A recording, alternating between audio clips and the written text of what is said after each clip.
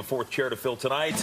So let's do it right now. Please welcome political and social commentator, CEO of the Prestwood Group, straight out of Ward 8, Troy Prestwood, joining us here on the show tonight. Look at this guy. Look at this guy. Dressed in the nines. Hey. Oh, thank you, guys. First time we've had you in. Axios reporting a political-themed bar is set to open next Friday on U Street. It's called Political Patties, and it's taking place of the Dirty Goose. Troy, a place where people drink alcohol and are encouraged to discuss politics. What could possibly go wrong? Well, sign me up. Okay. Let me just say that. First of all, as the Politico on this panel, correct, I love this idea. I think the owners are onto something because we used to have bipartisan spaces in this town. And I think what's happened is that we've gotten so divided. Our politics are just really nasty right now. So the fact that you have this owner who's saying, hey, let's bring everybody together. Yes, the alcohol may be a little scary, but bringing everyone together, you know, and hopefully hashing out some ideas and seeing how we have much more in common than we don't. I like this idea. I'll be there. Well, we are. Yeah, you'll find me there. Idea. I'll go at least once. As long as they have good beer. Listen, if you have good beer, I'll stop through. Beer and tequila. Okay. And tequila. That's right. He knows what he's a guy who knows what he wants. Exactly. I believe Kamala Harris is up to the job if called upon. Absolutely. You know, once again, Howard University is coming to save the day. That's my Bison sister. Yeah. And, you know, she's vice president for a reason. She's been a great teammate to Joe Biden. They together have been a pretty superior team. The heir apparent would be Kamala Harris. I know folks are flirting with, you know, Governor Whitmer of Michigan and Governor Beshear of Kentucky. And they say they're riding with Biden. Absolutely. But the thing is, you know, we will naturally, all of the delegates would naturally go to Vice President Harris. Let's move on. Members of Gen Z appear to be making a conscious decision to drive less. Troy, what do you think about when younger people say, hey, we're not going to drive here? Hey, I remember when I was 16, I couldn't wait to get my driver's license. Shout out to my cousin Tammy. She let me drive her white Geo Metro over at the old Brentwood site in D.C. to get my license. Listen, I think this is something that's happening right now because we see high prices with housing, with food. We just talked about eggs, and with other necessities. And so I think young people are saying, hey, why do I need this extra expense if I could Uber, if I could you know, use a scooter, a bike, walk, Metro. I did say Metro. Metro. So, yeah, I get it. For me, though, I love to drive, but I know that others, you know, it's changing for them. We often hear about Rock Creek Park being this great place to hang out, but did you know Anacostia Park has a skating rink? That's just part of the many inexpensive things to do in the park named after the river that runs by it. There are play areas, tons of open space for gatherings, a recreation center and pool, which are both free for DC residents, and the Anacostia Riverwalk Trail that stretches north all the way to Bladensburg. Another inexpensive thing you can do right here in DC is ride the circulator, and you can do it for absolutely free. That's right. You can ride from Congress Heights to Union Station or Eastern Market to the Wharf for absolutely free. See all the sights, the neighborhoods, and the beautiful people right outside the big wide windows. And if you're into streetcars, well, you can ride the Benning Road 8th Street corridor for free as well. So if hiking trails or taking a bus isn't your thing, maybe you want to take in a game. Did you know you can get cheap single-day sports tickets at low prices? Even families can get a good deal. The key is either going to their website or buying on the same day as the game, since that's usually when they release extra tickets. For more ideas on ways you can save money here in DC, I'm going to toss it to my friend Jackie for some of his favorite things. Troy Prestwood joining us back on the show tonight here in studio. And yes, the aforementioned Sarah Fraser on Zoom tonight. I was going to say, who's this new hottie? Excuse me, they didn't tell me. Excuse me.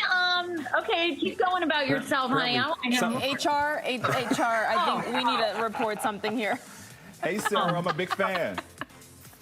Well, right back at you. You look great. Oh, my God. I love the outfit. You look terrific. Okay, I'll stop because, it's all about spring. Oh, there we go. It's all about spring. Spring's first full day of spring here in D.C. Troy, careful with the platitudes. You look very nice. I'm just excited because it looks like maybe I'll get a break from Sarah tonight. Well, or will I? She's not going to test Troy like she tests you, I'll tell you that much. That's a good point. All right, we got a lot to get to, so let's fire it up. Things, but Troy, autocorrect, more trouble than it's worth? Yeah, so I've experienced some glitches from the autocorrect as well. And the thing is, I recently wrote my name. My whole name is Troy Donte Prestwood, for those of you who don't know.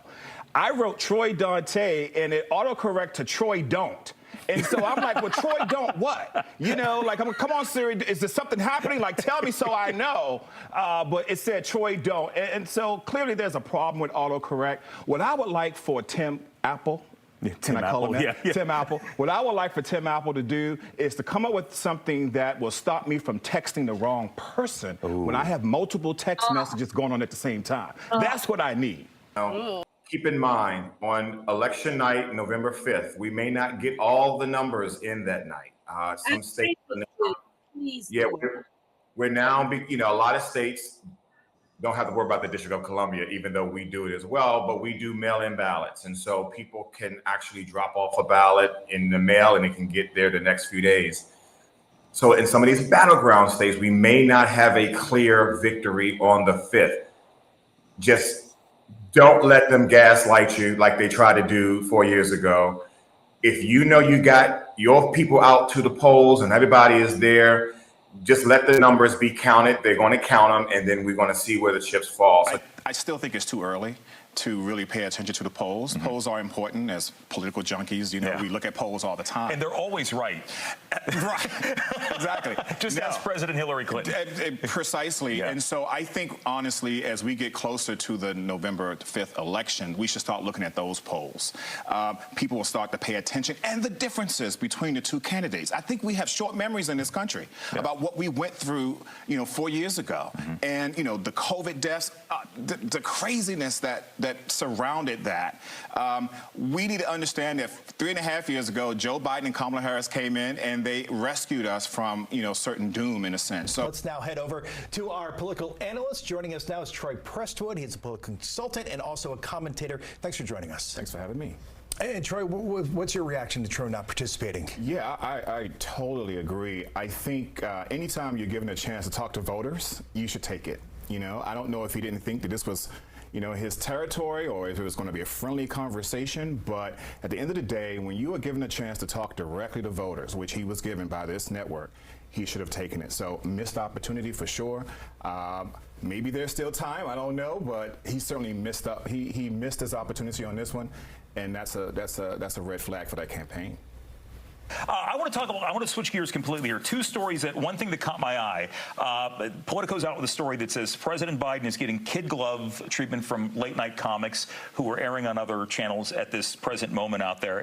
Well, you're the only Jimmy I watch. Oh, thank you. Okay, I just want to keep it real. Yeah. So here's the thing. I think when you look at Joe Biden, what's the thing about him? He's old. He stumbles. He's a gaffe machine. Okay.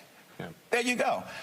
However, if you look at who is on the other side, you have someone who has been twice impeached. You have someone who is, basically the shoo-in for the Republican primary, the Republican nominee. And he's in court right now. I think, honestly, the jokes write themselves. So that's why you see more of a focus, I think, on the absurdity of what's happening with the former president than the current president. What is he? He's a gaffe machine. Okay, who doesn't make gaffes? But even with who doesn't trip up some stairs every now and then? I tripped up the stairs coming up here to Fox 5. So I think we should start with, the fact that this is a big deal for the president, right? He campaigned on this. He can legitimately check this off as a win in terms of saying, I'm going to reduce student loan debt or cancel some student loan debt, and he certainly has done that. Now, question is it enough? I don't think it is. It's a great start. It's a great down payment. But let's be real here. There are a lot of people who are still going to struggle with the yoke of student loan debt in this country, especially Black and brown borrowers. I'm one of those borrowers who had to take out loans and still paying on student loans, probably will be paying on student loans till I die.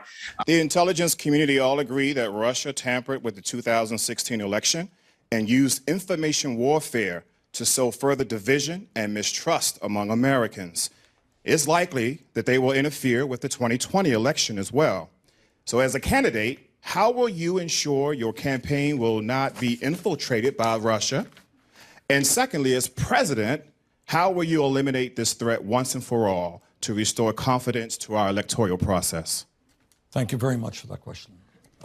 Unlike Donald Trump, I have no doubt that what you said is true.